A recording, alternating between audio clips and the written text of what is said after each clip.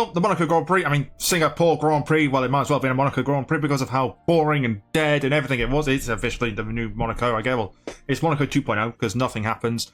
And the main thing we're going to be talking about today is the god-awful TV direction, but we'll talk about the results. George Russell took pole yesterday, gets the win, second win in the year for him.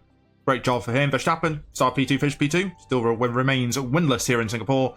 And Lando Norris, after barging his teammate out the way at turn 3 on the opening lap, gets P3 with Piastri. A very unhappy Piastri and un-Piastri-like reaction. P4.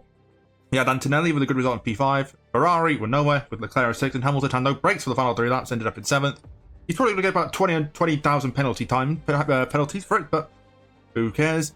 7th, 8th, 9th, who cares? Alonso, great drive for him in P8 after having an awful stop. Behrman, great drive for him as well, gets P9. And Carlos Sainz, an underrated drive, gets P10 after starting 18th after him and Albon were tracked out qualifying for illegal rear wings. And that was about it. Hulkenberg got a spin. And that was it. Every car finished. That's when you know it's a boring race. And that was the race. That took about a minute and a half. That was probably the most action we saw all race. That minute and a half worth of action. Well, we would have seen a lot more action if the TV directors had actually woken up. Instead of watching Norris be 8 tenths behind Verstappen for 30, 40 laps in a row, we could have actually seen some overtaking. Sainz got past 3 or 4 cars in about 2 laps.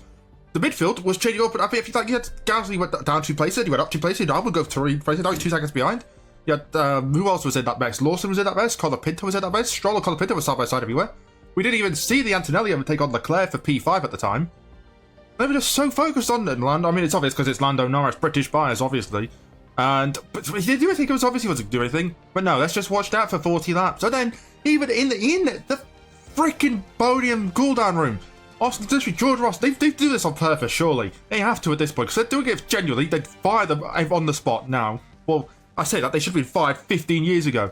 But George Russell to Lando Norris. So what happened to Hero Piastri? Let's just cut to the crowd. Yeah, see, so yeah, they're all just, they're all just looking down at their phones anyway. Then you have the commentators trying to fill in some gaps. So yeah, Hamilton, is it illegal that he stayed on his brakes? Instead, we could have been listening to Rule Robert. Speed between Norris and Piastri. No, let's just watch the freaking crowd. Everything is just, today was an awful race. It was an awful race with awful TV directors. Put 2 and 2 together, you get actually, to be fair, you get a standard 2025 race, because that's basically 2025 most of the time. So, thank God this race is over. We have Kota in 2 weeks' time. I mean, it can't get any worse than this. I mean, this was bottom of the barrel race. Kota's normally a good race, so hopefully we get some good action. And, well, look, if Piastri is on the inside of Norris at any point, and he's going for the move, all I'll say is Lando Norris is not staying on that track. The precedent's been set down. I forgot about it. McLaren won the Constructors' Championship. I forgot about that. Well, I didn't, but, well, I kind of did. But, congrats to them. But I guess it's been known since Bahrain that they were going to win it, so they finally won it. Congrats to them.